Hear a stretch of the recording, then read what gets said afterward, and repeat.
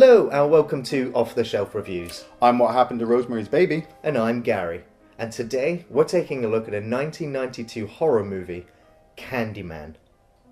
Iain, the synopsis. Well, the story follows Helen Lyle, played by Virginia Madsen, who is a graduate student. She's doing a thesis on urban legends and starts to look into a local legend of the Candyman. But the Candyman might be more real than when she first realised. This is a film directed by Bernard Rose, which is adapted from a short story by Clive Barker called The Forbidden. Clive Barker, the mastermind behind perhaps the first few Hellraiser movies, and of course one of horror's biggest icons, Pinhead. Candyman is, as perhaps the first Hellraiser, is a much slower paced horror movie. Yeah. It doesn't jump straight into gore and violence. It has a much more slower pace, and as a result, it's a little bit more intellectual than perhaps all of your other slasher movies. And so right at the beginning, we're following Virginia Madsen, who you might recall from Electric Dreams. And she is, writing a thesis on these urban legends. And she starts to connect the dots between all of these myths to actual killings, which will eventually bring her to try and solve this case, to try and impress her professor and write the best thesis on urban legends that there is. I love this movie. I remember watching this film when I was about 12 years old. I just got through quite a few of the Friday the 13th. I got through quite a few of the Nightmare on Elm Streets, and obviously I'd already seen Halloween 1 and 2 up to this point, so I felt like I knew a lot about horror movies. And then a neighbour of mine said, well, you know, if you like horror movies, you'll like this, Candyman. And I sat there thinking, well, maybe it's like those American 1980s movie where a guy goes around killing people with candy. No, I was shocked and I was scared. The opening sequence, I mean, you have music playing over the credit sequence, but then you just have that wall of bees and you have Tony Todd's voice just talking to you. What's blood for, if not for shedding? With my hook for a hand, I'll split you from your groin to your gullet.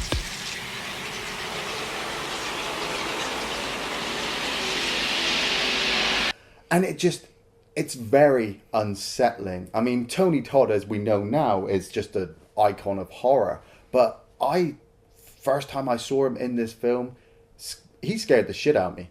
Well, yeah, Tony Todd is an intimidating figure. Yeah. Tony Todd has appeared in numerous science fiction shows, usually under piles of makeup. He even played Worf's brother in TNG at some point. But of course, I also recognize him as the bringer of death in the Final Destination series of films. Yeah. I mean, he just kind of immortalizes, even though he's only on screen for just a few minutes. I'm just like, that's the Candyman, and if he's telling you you're fucked, you're fucked. And this is it. I mean, he plays such a strong, intelligent, supernatural character in this film. But the weird thing is, and I'm trying not to spoil this if you haven't seen it yet, he doesn't actually appear until like the 45-minute mark of the movie. He has a brief glimmer of an appearance right at the beginning, but you can't really tell that was him or what's going on there. Yeah. And you have all of this graffiti all over the walls in these abandoned buildings. Yeah. And of course, there's that fantastic shot where Helen is climbing through the hole in the wall, and she's actually stepping out of the Candyman's mouth with this great big art piece that's there. And so that's really the first time you see him until his grand entrance at that 45-ish minute mark. Yeah. And you want to talk about charismatic serial killers? Yeah.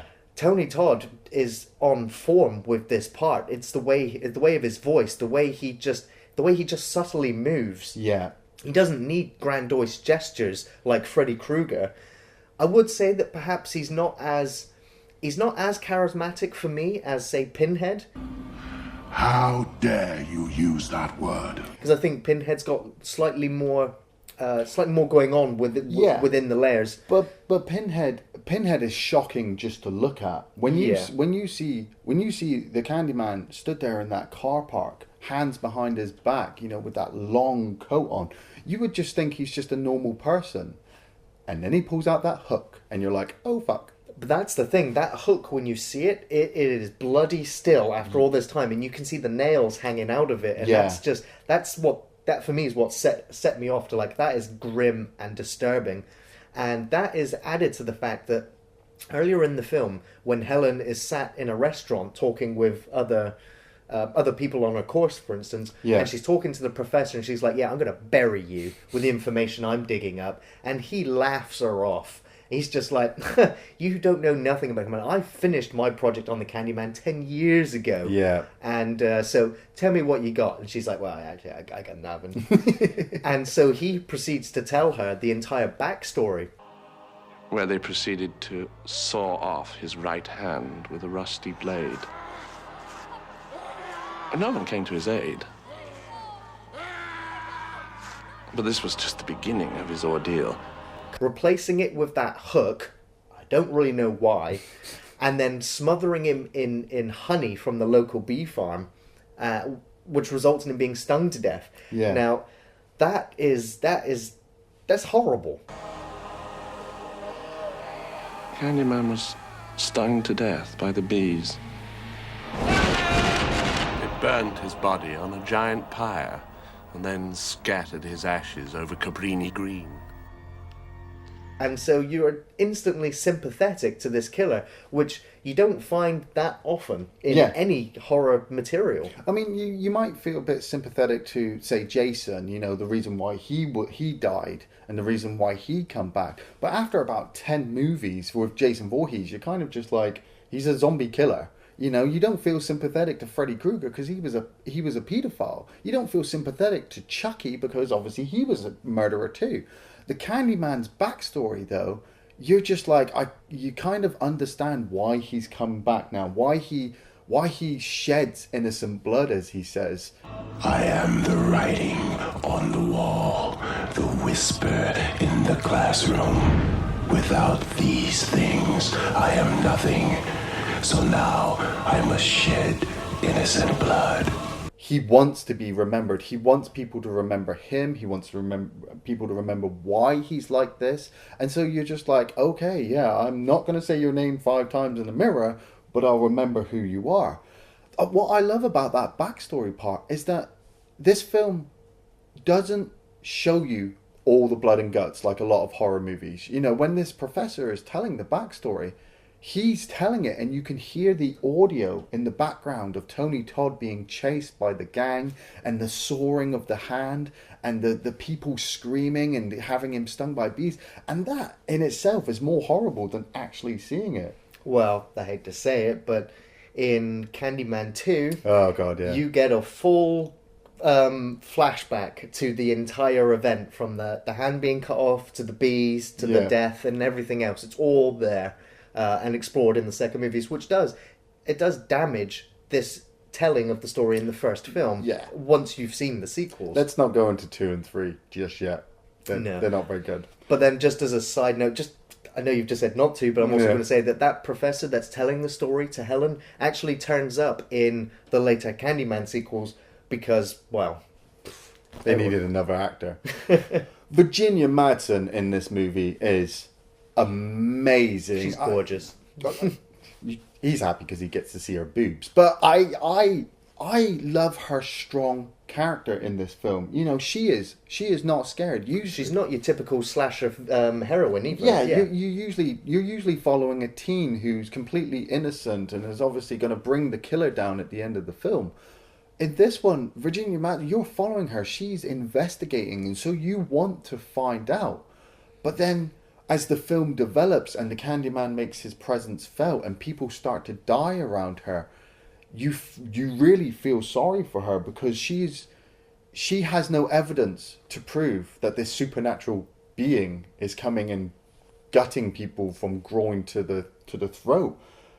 But all that's left is the bloody bodies, and she's being left in situations where she's covered in blood and she's holding a weapon, and people immediately think, well, she's the killer, we need to have her incarcerated.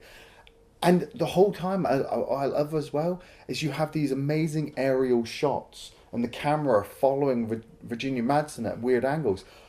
I actually feel that that's the Candyman watching her from afar. Every time you see her, the Candyman is there in the background waiting for the perfect moment to appear.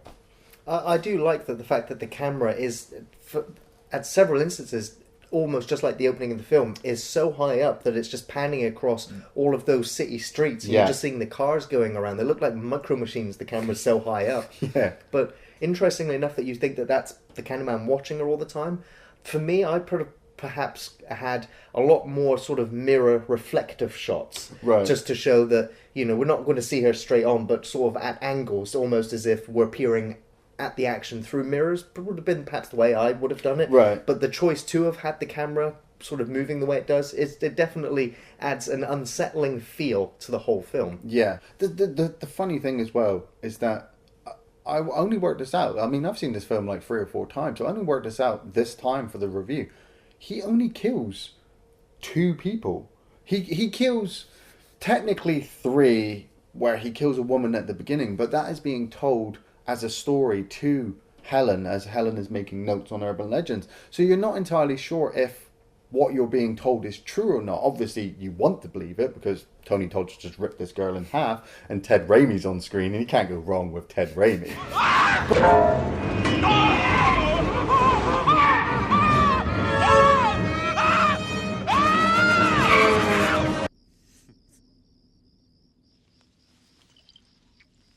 But this is the funny thing, he doesn't appear until the 45-minute mark, and then he only kills 2 people.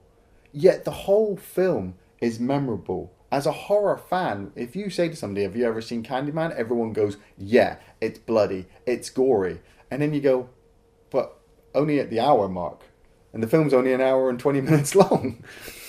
But when those gory, bloody moments do happen, there is a lot of blood. The scene where she wakes up with the decapitated dog and the mother bereft at this blood-soaked cot will stick in your mind for quite some time. And you can hear her pulling out her own hair in her anguish, and you really feel it, especially when you've had the scene prior to that, where, she's living in gangland territory. But you can see that she's got a 9-to-5 job, and she's doing everything she can to look after this child. Yeah. And when that has happened to her, you're bereft as well. But you're also wondering what the hell happened, as Helen is, because she's trying to figure out things. And the thing that bugs me every time I watch the film is that when she wakes up and she hears the screaming, she picks up the freaking cleaver. Yeah, that's what I always think as well. It's just frustrating when the SWAT team bust in and she's hanging over her with the cleaver, and I'm just like, But you've got to ask yourself, if you're in that position, you've literally woken up in a room, you're covered in blood, there's a decapitated Rottweiler's head in front of you with a meat cleaver next to it and a person screaming, you'd arm yourself as well. You're not going to walk out there unarmed and be like, "Hey, what's going on?" Because you'd be fearful for your life. I mean, I love that sequence because just, prior towards that, Helen and her friend Bernadette are investigating, the murder of this woman's neighbour. And you see Anne-Marie and she's holding her baby, and you do feel really sorry for her that she's in this rundown apartment. There are deaths around her, she's worried for her child. And so you're just like, you know what, we want to help. Thank you. Thanks. You got kids? No, but I'd love one. Hey. Got my eye on this one big time. Yeah. They're not gonna get him. And then when Helen wakes up in the bloody bathroom, you're like, "Oh shit, Helen, what have you done?" I don't know. You're sick.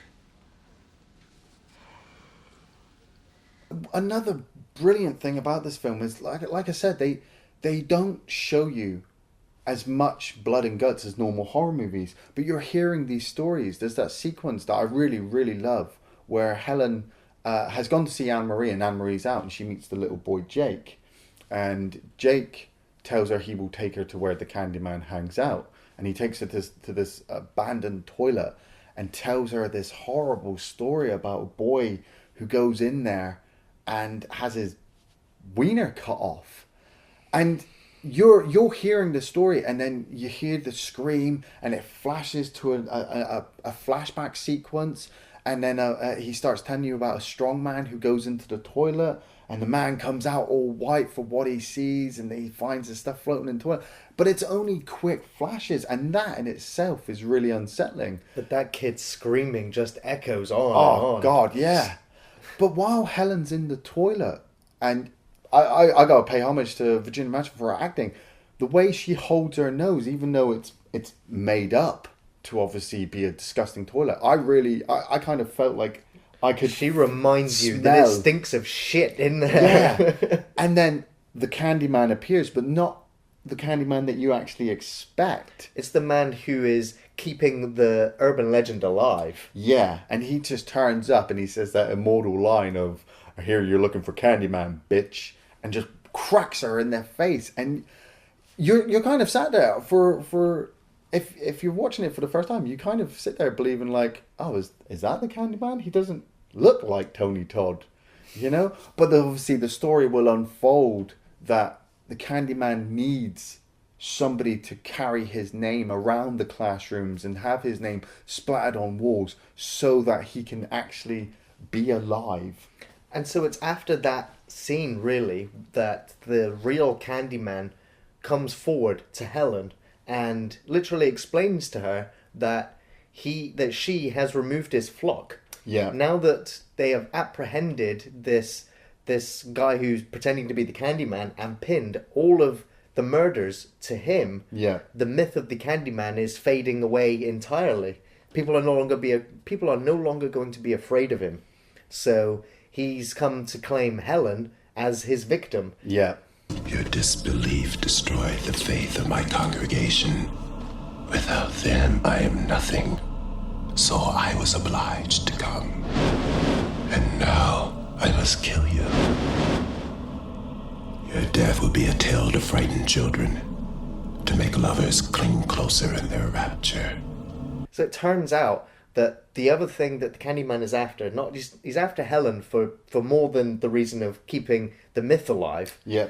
It turns out that she is perhaps, it's not necessarily told, but it's very much suggested that she is the reincarnation of his lover that he was taken away from. Yeah. Yeah. Obviously, Helen...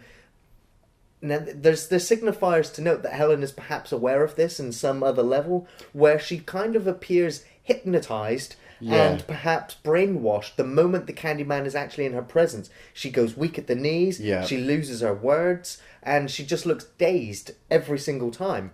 And so it would suggest that there is definitely something there, and towards the very end of the film, they actually have a form of embrace where she's just like, I've lost everything.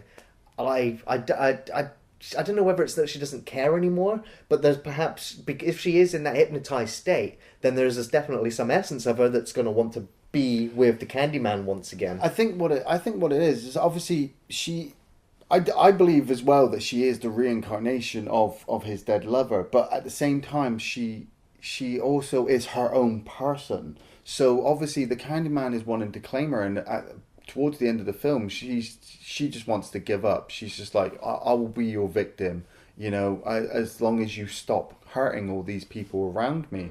You came to me. The child. We had a deal. Surrender to me now, and he shall be unharmed. But then there's a spark inside her that says, you know, no, you're a killer of innocence. I have to stop you. You know, I have to stop you if it costs me my own life as well.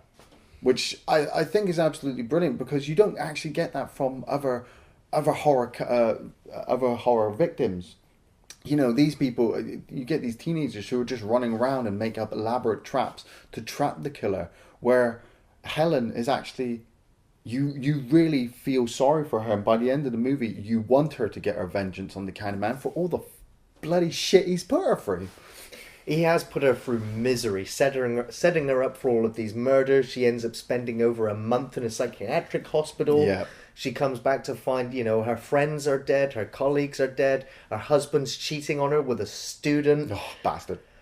And so, yeah, everything is falling apart. And not only that, the child is still missing. And I've got to say, there is one very weird scene I have with the film, and that is where the Candyman is kept this baby for over a month. Yeah. And he sticks his finger in the baby's mouth. He's feeding it honey. So I was going to say, I'm guessing that he's feeding the baby honey. Yeah. But still, it's still a very weird moment in the film. I thought what would be funny is I'd love to find out who that baby was and who he's grown up to be, because you imagine that as a baby you're on the set of a film and there's a large black man with a hook stood over you. I mean, that would give you goddamn nightmares. But also that, I mean, the bees. Oh, in the yeah. scene where Virginia Madsen and Tony Todd are in that embrace and they are covered in bees. I was wondering, I was like, is that a fake head? Is that like, have they done a cast of Tony Todd and so they can cover him in bees? And it's like, nope. There was no makeup or effects there. That is Tony Todd covered head to toe in real bees. Ooh. Now, apparently these bees were bred specifically for this film so that their stingers wouldn't be as potent as if they were mature adults. Oh. When I see those scenes, my skin crawls at those moments. But at the same time, I'm invested in this bizarre love story. Yeah. And of course, there's very few scenes that the two of them have together. But it's just a beautiful moment, which eventually leads to the film's sort of climax where she sold her soul to the Candyman. Candyman already tells her, you are already dead even though you are physically here. And I start to have problems with the mythology of the Candyman, because the Candyman has appeared after being called in the mirror over and over and over again. Yeah. And that's part of the mythology. When Helen hears the baby crying out in the what's going to be the bonfire. Yeah. And there's a signifier to that as well, because Helen actually has a Guy Fawkes mask in her bathroom. So there's a slight foreshadowing here. But she climbs into this bonfire to try and rescue the baby, and when the little boy from earlier sees the claw or the hook going up, he's like, we found the Candyman, let's go and kill him. And they set fire to Helen and the baby inside. And again, the Candyman just turns up, and I'm like, why is he here? Is he here just to claim Helen and the baby? Yeah, see, that's something I couldn't understand, because he says to her, be my victim and I will let the baby go. And so she gives herself to him, and then when she's unconscious, he takes the baby anyway. And he says, we're going to be given a miracle. So then I'm just like, okay, so you're going to kill the baby anyway. Now, if Helen hadn't climbed into the bonfire, the baby would have died and she would have been arrested for that murder too, even though it's double jeopardy and she wouldn't be able to be tried for the same murder twice, But then she climbs into the bonfire and then the Candyman appears and he says, no, we're all going to sit here and burn to death. We must be on our way now, you and I. Our bones will soon be ashes and we shall never be separated again. Let me go. I cannot.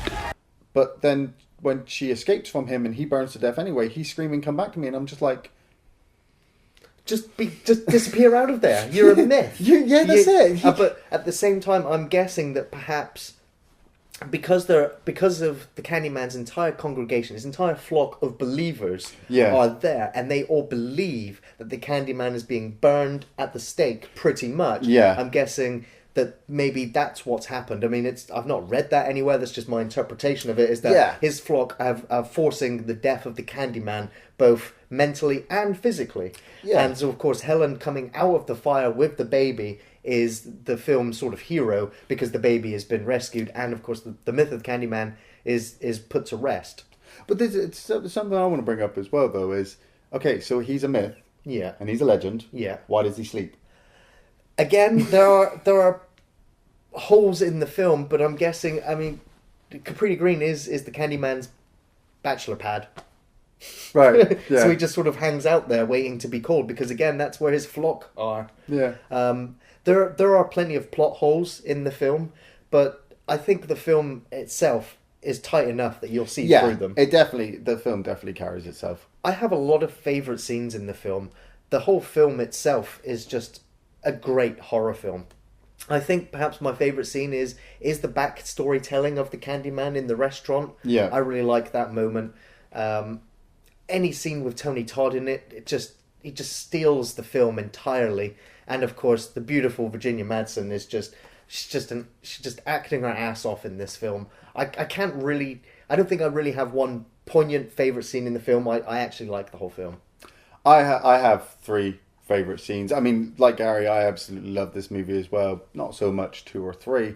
But I love the first time that Tony Todd appears in the car park, the way his voice carries across, and you want Helen to run, but she's dazed and hypnotized, and then it fades and she wakes up in the bathroom and you have all the blood there and the decapitated dog's head.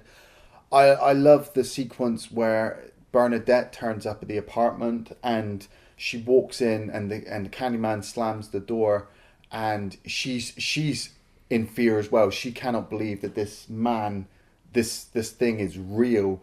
But the way that it cuts to just the rundown apartment, but you can hear the audio of the hook ripping up her flesh and her screaming, is just really unsettling. And I absolutely love the psychologist at the end. You know, she looks into the mirror. Helen looks into the mirror, says the Candyman's name 5 times. The psychologist kind of looks at her like, yeah, right, whatever.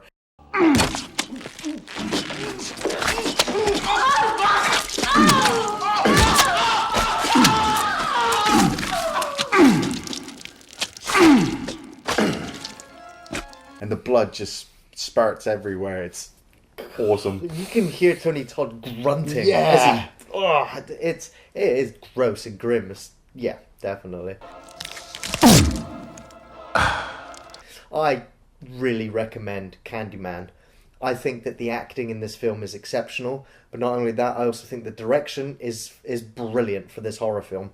I will also say it's one of the most lingering afterthoughts about this film is the music score. Oh, definitely. Now, the music score itself, you listen to it, it's either 3 to 6 minutes long, is exceptional, and it lasts. It lingers with you just like any urban legend would. However, rewatching the film for this review, I realised that piece of music is used a bit too much in this film. I like the music when it's needed, but I think this film plays that music score too often in the film. Right. But I will say that score itself is fantastic. You can attach this film score just like you can the music from Nightmare on Elm Street or Halloween. I think the Candyman soundtrack is just as iconic. Yeah. I will say as a negative about the film, it's not necessarily negative, but there are some cheap jump scares in the film that come out of nowhere. I like those jump scares. There's one where they're first in Caprini Green and they're walking past Marie's house and the door bursts open and the Rottweiler comes out barking and it's just like, whoa! There's another scene where Virginia Madsen's in her bathroom at the mirror and the Candyman's hook claw just comes through the mirror out of nowhere. There's a couple of cheap jump scares, but they actually move the plot forward a little bit and they're not excessive. I totally recommend Candyman 1. I actually do recommend Candyman 2 because it does delve deeper into the backstory of the Candyman. Yeah. And it does have some interesting scenes and moments that actually develop the Candyman character a little bit more. Candyman 3, Day of the Dead, stay away from. It was a straight to DVD schlock fest. It terrible acting by everybody. Even Tony Todd himself says he'd wished he had not been a part of that film. So I definitely think Candyman 1 and 2 Candyman 1 is great. Candyman 2 is good. Candyman 3 is bleh. I'm happy with the entire franchise as it is. I don't particularly want to see a remake of Candyman, nor do I actually wish to see a 4th film. Yeah. I just think the first 2 Candyman films are what they are, and if you're a true horror fan, you definitely owe yourself to check these films out. I definitely recommend Candyman 1 because for me it's a cult classic. It sits up there with Nightmare on Elm Street 1, Halloween, Friday the 13th, Child's Play. It creates a brilliant horror character for you to follow and will give you, I wouldn't say nightmares, but you will think twice about staring into a mirror and saying a name 5 times. Candyman 2 and 3 were just cash cows. They realized that there was a success with the first one. They realized that people were scared of the first one. So just like with all of the Friday the 13th sequels and Nightmare on Elm Street sequels, they thought, hey, let's make 2 and 3 and not give a damn about backing and acting. Candyman 1, absolutely brilliant. Thanks for watching Off the Shelf Reviews.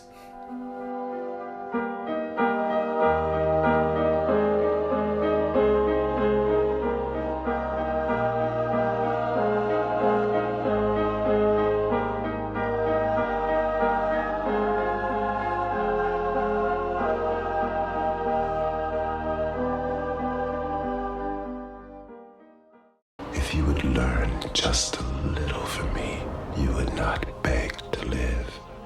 I am rumor. It is a blessed condition, believe me, to be whispered about at street corners, to live in other people's dreams, but not to have to be. Be my victim.